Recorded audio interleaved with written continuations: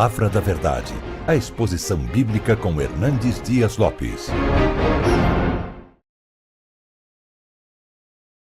Eu quero compartilhar com você o texto de Salmos 116 e conversar sobre este tema proposto, que é gratidão, um tributo ao Deus da nossa vida. Os estudiosos dizem que o Salmo 116 foi escrito pelo rei Ezequias, no momento em que ele estava doente, e Deus enviou à sua casa o profeta Isaías, dizendo: põe em ordem a tua casa, porque certamente morrerás e não viverás. E o rei Ezequias começa a chorar e clamar a Deus, rogando a Deus que lhe estendesse os dias sobre a terra.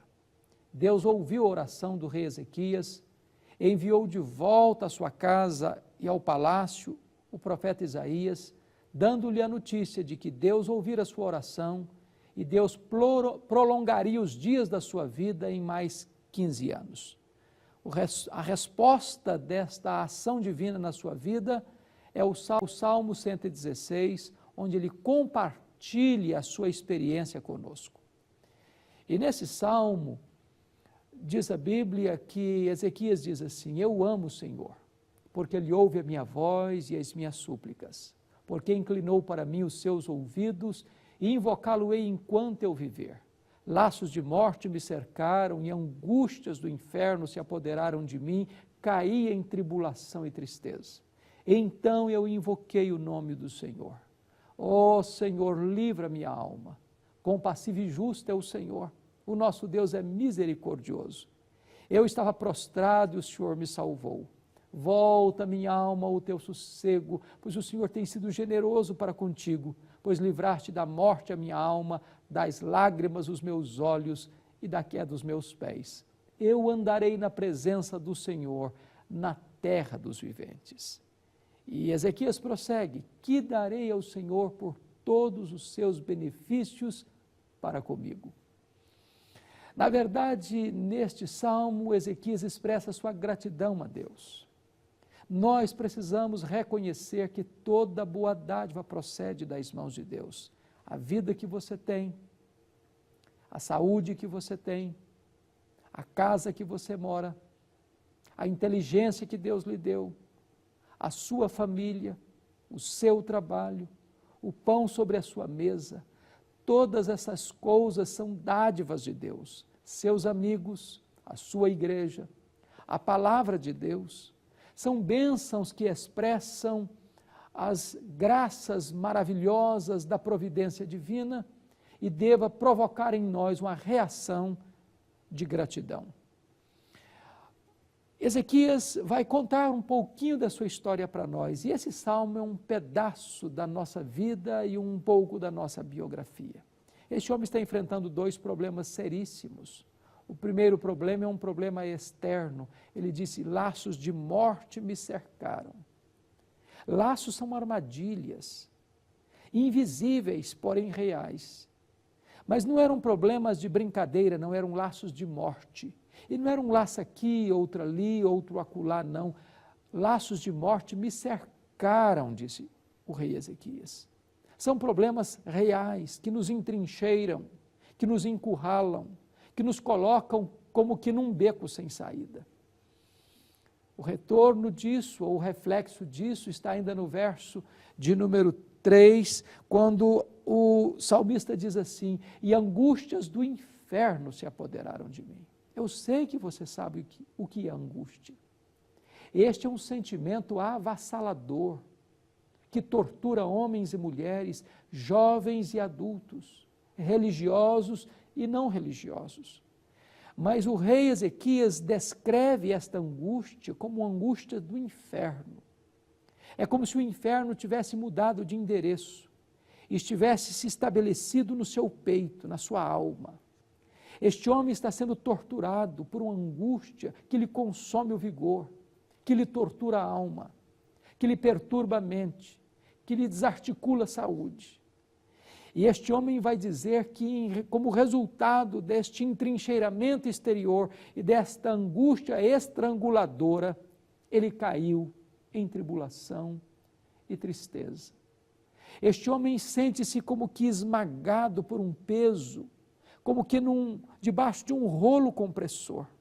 E nesta hora de desespero e dor, ele toma uma atitude fundamental na sua vida.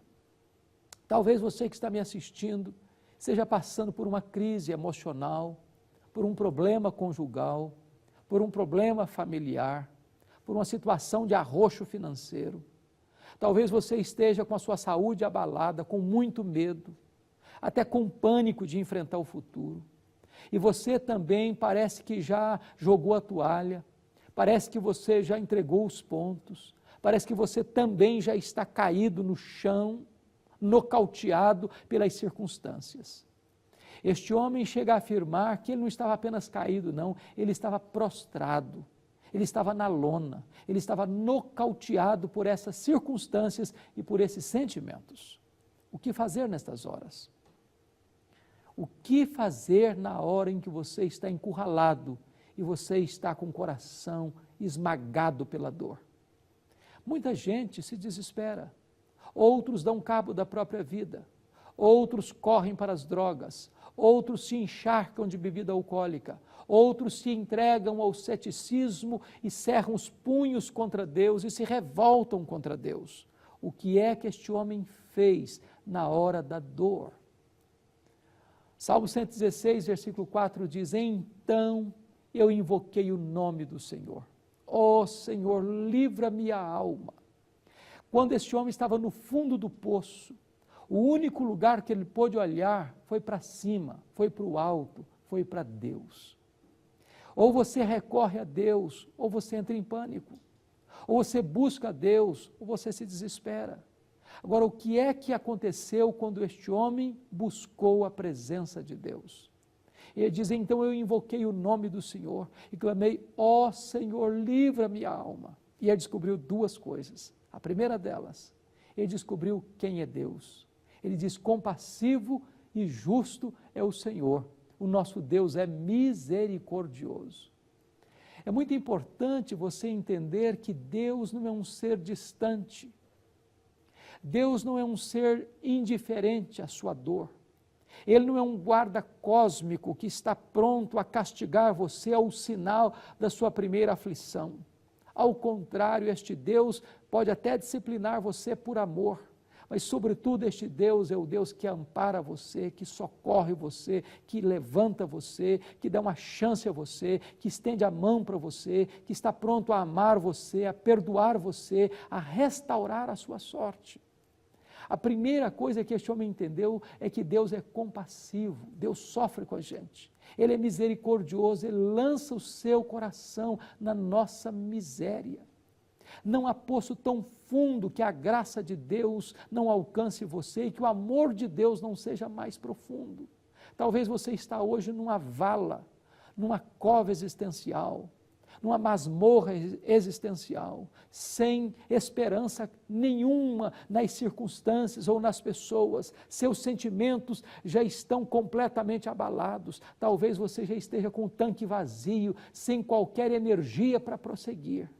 Busque a Deus, invoque a Deus, clame a Deus, e você vai descobrir o caráter de Deus. Deus ama você, Deus se importa com você, Deus sofre com você, Deus é o Deus que lança o coração dele na sua miséria para socorrer você e abençoar você com toda sorte de bênção.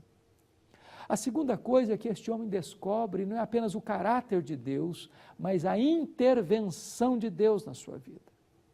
E Deus vai realizar 3 intervenções na sua vida. A primeira intervenção é a intervenção espiritual. Ele diz: da morte tu livraste a minha alma.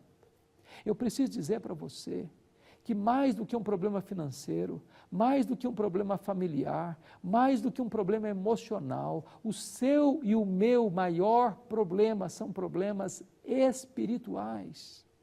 Você pode ser uma pessoa rica, você pode ser uma pessoa saudável, você pode ter uma família, você pode ter muitos amigos, você pode ter até uma religião. Mas o seu problema concreto e real é o pecado, porque o pecado afasta você de Deus. O pecado é pior do que a pobreza, pior do que a doença, pior do que a solidão, pior do que a própria morte.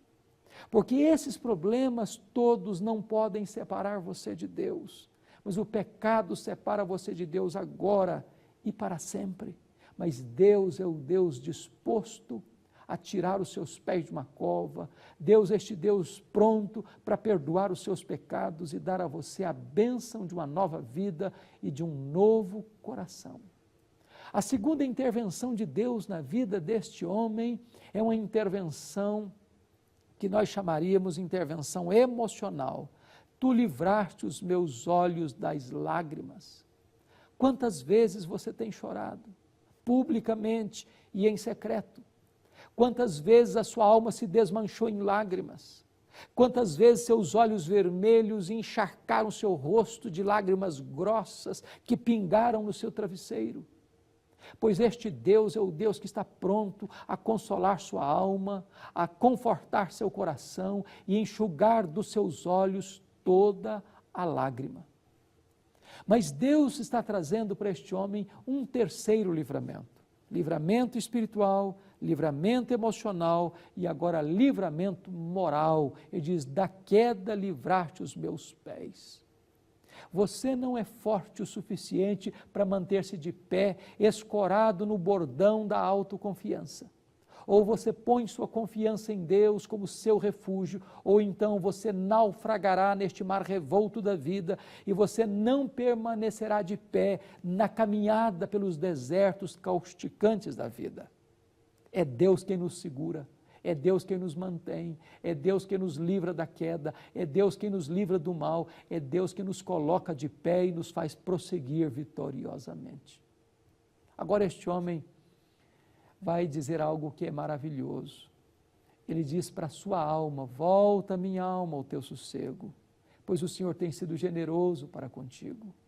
Quantas vezes você que está me assistindo, que já crê em Jesus como seu Salvador e tem Deus como refúgio da sua alma, já entrou em pânico, já entrou em desespero, já perdeu a paz. Deus está lhe dizendo o seguinte, volte a tomar posse daquilo que é seu, volta a sua alma a desfrutar de sossego e serenidade, porque Deus já foi generoso com você. Não entre em pânico, em desespero, porque Deus é o Deus que toma conta da sua vida e sustenta a sua vida e fortalece a sua alma e dá a você vitória e triunfo nessas batalhas.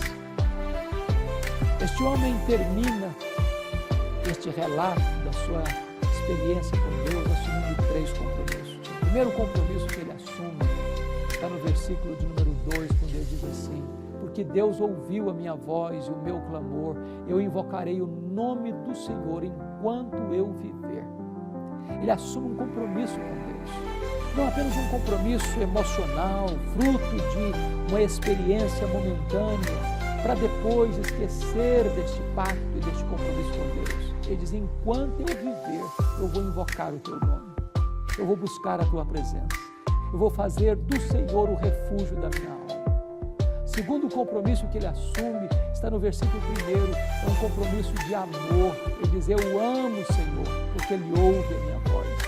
Quem ama Deus declara que ama.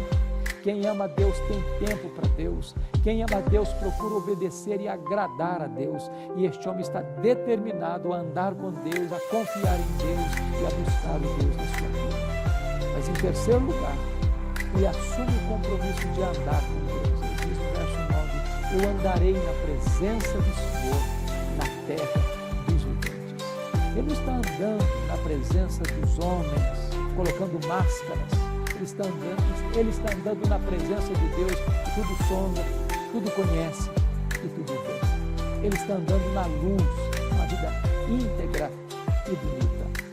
Este homem pergunta neste salmo, que darei ao Senhor por todos os seus benefícios para comigo? Ele diz, eu invocarei o nome do Senhor, eu tomarei o cálice da salvação e eu invocarei o seu nome na presença de todo o seu povo.